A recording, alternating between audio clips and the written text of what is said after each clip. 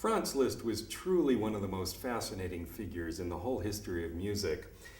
One of the most inventive and imaginative minds, he kept coming up with new ideas that really remain quite vital to this day.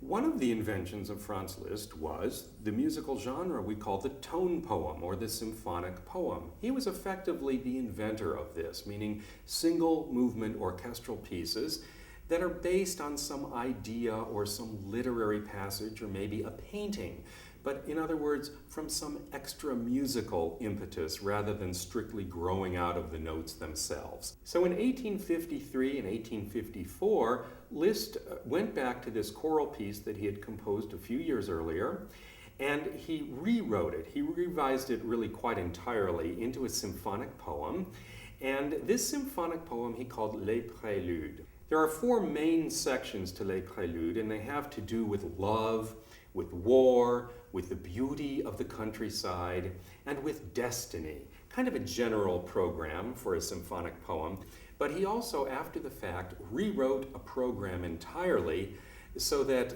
he clarified that his new symphonic poem version of this music was supposed to have to do with the idea of life being a prelude to death, which lay ahead.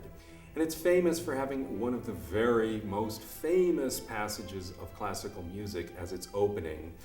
Everybody recognizes the opening of Les Préludes, which has been much extracted and much used on its own, but that's really just the beginning of a beautiful and fascinating symphonic poem.